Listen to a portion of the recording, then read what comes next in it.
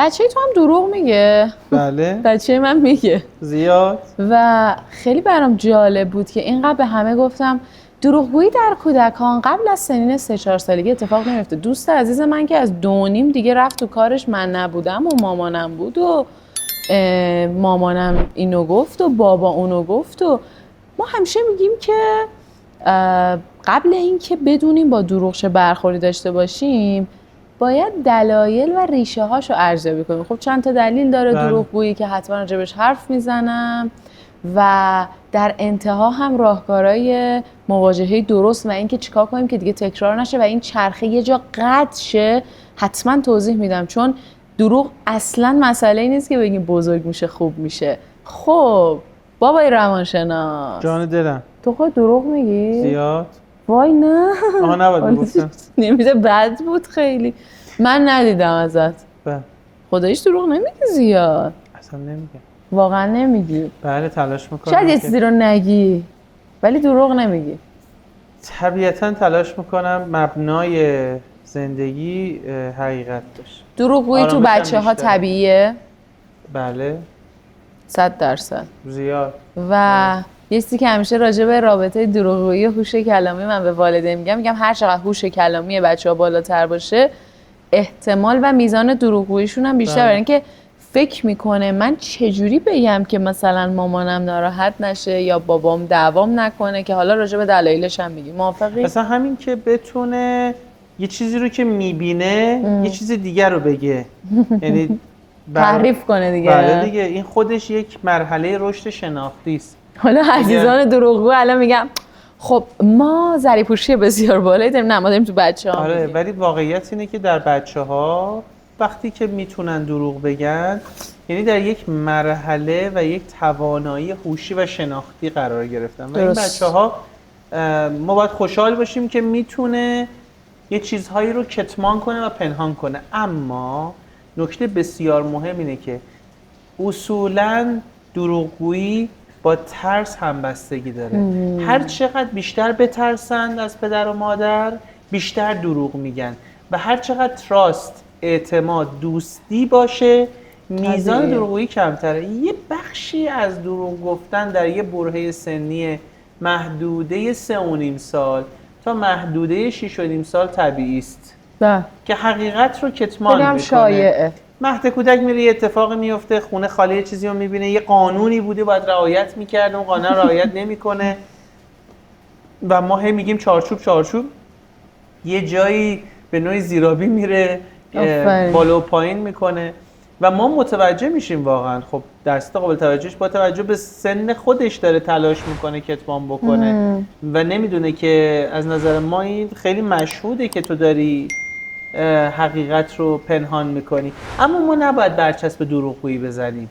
این نکته بسیار مهم اینه که بابا چرا دروغ میگی؟ آره اصلا این کلمه به نظر من اینو ما تا الان نگفتیم. من واقعا و اگر یه افتخار میکنم به این موضوع که آره که وقتی یه نمیگیم. جایی مثلا فرزندمون میدونیم 100% حقیقت رو کتمان کرده، دروغ گفته و بعد میگیم که واقعا این کار رو کردی بابا یا این کار نکردی؟ میگه نه نکردم. میگه خب اگه نکردی به روش نمیاریم.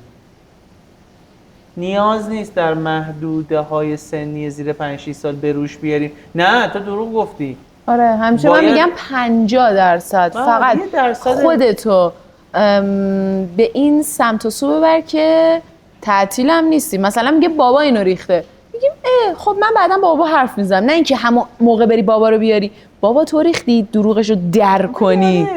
اصلا انگار که آره رد میکنیم ولی یه جوری هم نباید باشه که سعید جان دیگه فکر کنه که خب این رویه منه من هر بار بگم. میدونی همسر جان نکته اینجاست که یه زمانی شما ماهی یه بار داری میشنوی اصلا برو خودت نمیری.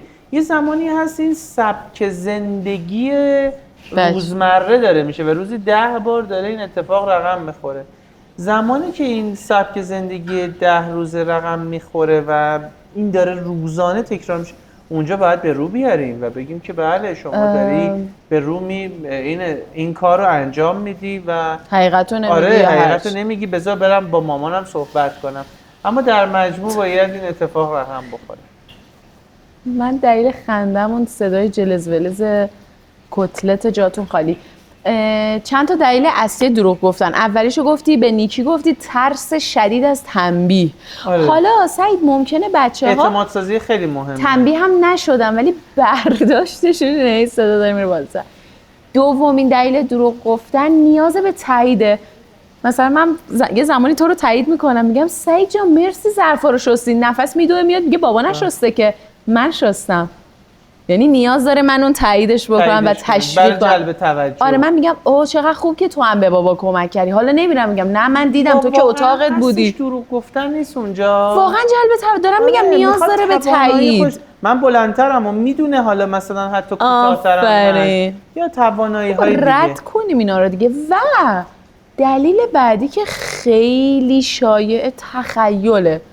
نفس میومد میگم ما تو آکادمیمون مثلا امروز موشک فرستادیم هوا، آزمایش موشک بود که کرده بودن. بعد میگفت منم نشستم رو موشک. من یک لحظه واقعا گفتم واقعا میگی؟ بعد یه کار اشتباه کردم. چرا این کارو کردم؟ گفتم بذار من زنگ بزنم به خاله معصومه ازش بپرسم. بله. حالا میگن خاله نگیدم و نگین، همکاران ما واقعا مثل خانواده‌ان، از بچگی نفس باشون بزرگ شده. به همه نمیگیم خاله و عمو و اینا. بعد گفت نه ماما زنگ نزن. گفتم چرا؟ گفت الان خاله معصومه کار داره. بعد من خودم گفتم سارا تو کار اشتباهی کردی. حالا بعد اصلا نباید اون لحظه میگفتی. من واقعا هیجانی شدم و نمیخواستم دروغشو درک کنم، ولی خب اشتباه بود دیگه. پس اگرم به تخیل میاد میگه ما امروز تو مهد کودک شنا کردیم، فقط دستاشونو کرده بودن تو سطل آب و ماهی گرفتیم و یک بازی معمولی بوده، سری نگیم اون که بازی بود، اون که فقط دستاتون بود.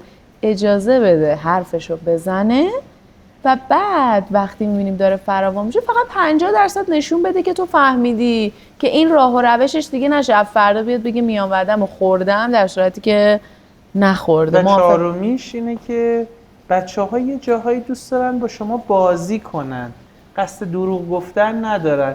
مثلا میخواد به نوعی تازه یاد گرفته، مثلا شنیده شوخی کردن، بازی کردن، بریم باشون بازی کنیم، بریم تو بازیشون. اگر تو بازیشون داره یه چیزی رو خلاف واقعیت میگه نگیم داره دروغ میگه. ولی باباها این بازی نیست اگه دروغ بگن به ماها. حالا اونا که بعداً صحبت میکنن بالاخره بچه‌ها فقط نیاز میشه نه که آخه دیدم میگی بازی مثلا برای بچه‌ها فقط میتونه این یک بازی با حقیقت باشه. آره بعضی وقت نفس میاد میگه مثلا یه سی افتاد، میگم کو مامان، میگه شوخی کردم. واقعا لفظشه ها، شوخی کردم. حالا اینم یاد گرفته الکی، حالا دروغ هم یاد میگیره دیگه، اما نشنوه بالاخره میشنوه، ولی الان لفظ الکی رو یاد گرفته. حالا باید چیکار کنیم که گفتیم 50% خودمونو واقعا میزنیم به متوجه شدن. بعضی اوقات هم در مثلا رد میکنیم دیگه، رد میدیم. منم الان فکر میکنم که دارم رد میدم.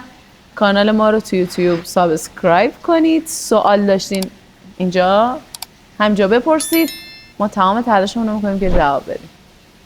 مرسی.